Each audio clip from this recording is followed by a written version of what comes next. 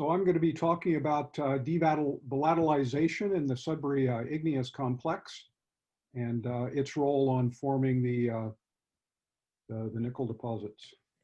So Sudbury, as you all know, is one of the world's oldest and largest meteorite impact structures and one of the world's largest nickel camps. But despite over 120 years of study by many luminaries, including Tony Aldrich, whom we're honoring today, there's really many fundamental aspects of orogenesis that really aren't very well understood.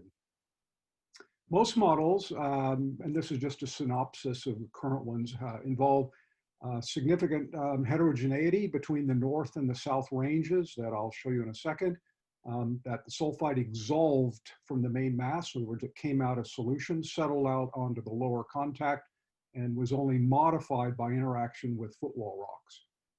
So if you do some mass balance calculations, this translates to, 0.2 or 1.7 meters of sulfide per kilometer of impact, depending on the amount of sulfide that you assume for the impact belt. So that's possibly enough at the higher end of things, but probably not enough at the lower end. Just some background on Sudbury. It straddles the boundary between Huronian, metavolcanic, metasedimentary, and igneous rocks, many of which contain large amounts of sulfide, and we'll come back to that, and Archean rocks to the north that also contain small amounts to significant amounts of sulfides, and some of these same intrusions that are located down here. Actually, the Huronian extended across the North Range before erosion.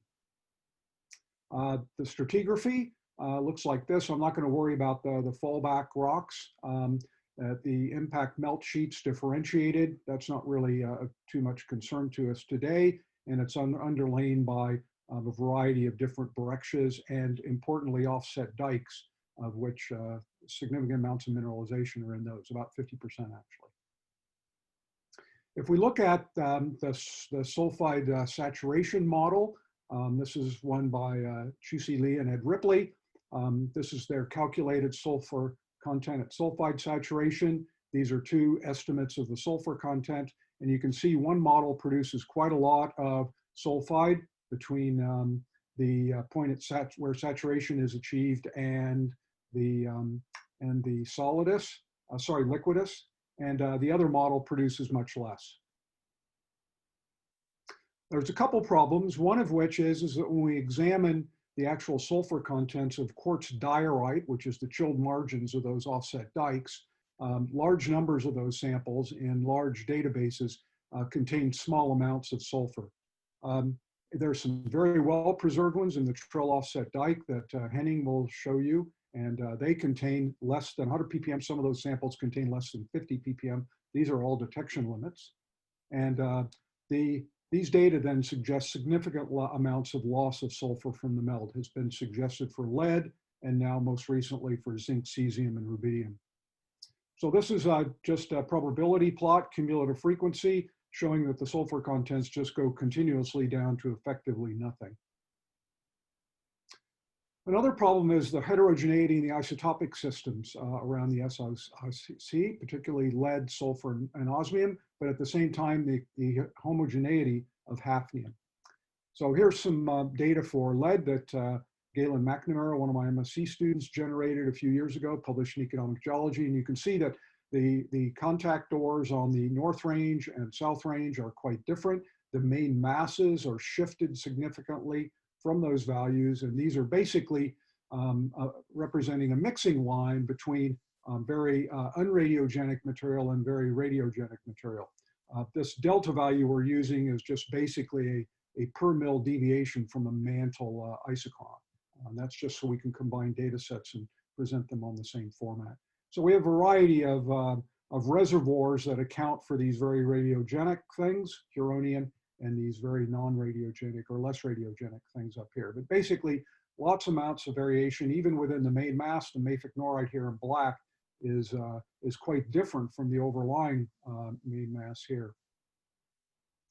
The story is a little bit less extreme for sulfur, but still wide variations between different areas up here between, say, for example, Crean Hill and Gertrude and so forth like that. So pretty wide variations within different zones, different deposits, and different parts of the system. And I should note that sulfur isotopes should not fractionate as significantly at magmatic temperatures. Osmium, less data, wider variations, especially when we get down into some of the footwall zones. I'll come back to the importance of osmium later. Hafnium, on the other hand, is very homogeneous. Wide ranges in the country rocks include the inferred presence of Minnesota Valley rocks from the age distributions on zircons. So that's a long story, but anyway, we think that there's wide variations in hafnium isotopes across the system, and yet the hafnium is very homogeneous, as you can see in both of these diagrams. So this requires the main mass to have been well mixed, and it means that lead, sulfur, and osmium must also have been very well mixed. So this leads us to the role of devolatilization, and this is a well-known phenomenon in the people that study meteorites and their ability to volatilize these elements relative to these and compared to many others. And under oxidizing conditions, I'd like to note that all the geochemists among us know that osmium can be oxidizing, mobile if oxidizing, and this is why the people that do osmium isotopes dissolve it in Carius tubes. So this is a plot by Lauders showing relative volatility between two types of meteorites. And you can see that some of the elements we're interested in, lead and sulfur and so forth, are down here. They're highly volatile.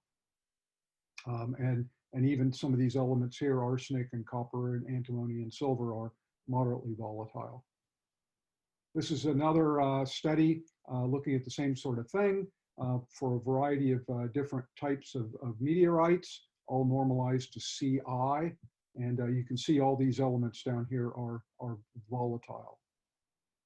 So if we look at the mass balance effects, then if we take the impact melt and remove large amounts of those metals and elements, then we increase their susceptibility to being contaminated by the footwall rocks.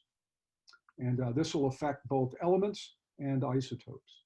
And the degree of variation will be greatest for those that are more volatile, and it'll be less for less volatile elements. So if we do some mass balance calculations, these are effectively R-factor curves down here with increasing magma to sulfide ratio to the right, and these are some of the isotopic indices we've looked at. If we don't volatilize the metal, then these are the types of curves we get compared with the range of Sudbury ores, which is just shown here, not at any particular R-factor, but just to show that, in fact, a model like this can't explain the wide variation in lead isotopes except at some, unreasonably small R-factor. On the other hand, if we volatilize, in this case, I've arbitrarily chosen 90%, the amounts believed to be more for lead, then in fact, we reach the point where we can produce the range, or at least close to it. So if we tweak some of these parameters, then we can reproduce those values. Same story for sulfur. If we don't allow sulfur to be volatilized, we don't have the ability to make the range in Sudbury ores here. Whereas if we do allow volatilization from the impact melt, then we can make the ores. Osmium is interesting. The variation in the ores is much greater than what would be expected. It's not quite as problematic as lead and sulfur, but we can see that it certainly helps to volatilize some of the osmium here. So I'm thinking that maybe osmium may have also been volatilized under oxidizing conditions and on Earth. So what are the implications for sulfide saturation? Well, if we volatilize 90% of the sulfur, don't know what that little thing is, then we don't achieve sulfide saturation until after we've reached the liquidus and the main mass begins to crystallize. So we don't have an opportunity to accumulate sulfides. Oh, that's weird. Anyway, I want to highlight then that we have lots of sulfur sources around Sudbury. So all these black things are nipissing diabase bodies, and some of them, including the Shakespeare intrusion here, are actually ore deposits that are mined. Most of them are low grade, but they're full of sulfides. And you'll be familiar with some of the names in the literature, River Valley and East Bowl Lake and places like that have been studied by Dave Hallwell and Dave Peck and people like that. And even in the Archean here, there are these same nipissing diabase and East Bowl Lake bodies that would have occurred here based on the lead isotopic evidence prior to glaciation. So what does this mean for making the ore deposits? Well, these are some R factor models, just standard ones for Sudbury, taking into account what the original metal contents are in the sulfide. So if they're barren sulfides, we upgrade them like this, and we need pretty high R factors. In fact, maybe too high R factors to get average Sudbury ores. On the other hand, if we start with ores that have intermediate or Shakespeare type compositions, then we require much upgrading. In fact, these ores are effectively the same as Sudbury. So we drastically changed then the magma sulfide ratios that are required. So the interpretation then is that we had some impact devolatilization of significant amounts of sulfur in this case, in this study, and also lead and all these other elements in here, and lesser amounts of this suite of elements in here. Not so sure about osmium. We're still working on that. We went then mechanically and convectively homogenized all the chalcophile and lithophile systems. That's what the Hafnium tells us. We have then post-impact thermomechanical erosion. The SiC would have had the same physical and thermal characteristics as a komatiite, would have very easily eroded the footwall rocks, and we incorporated barren sulfides and a variety of metal-bearing sulfides from the footwall rocks. We generated sulfide xenomelts. This is how we now believe most sulfide deposits form. These react with the overlying impact melt sheet and produce the variations that we see. So I've benefited from discussions with lots of people, in particular the ones listed here, and I'd like to acknowledge support from Vale and INSER. Thank you.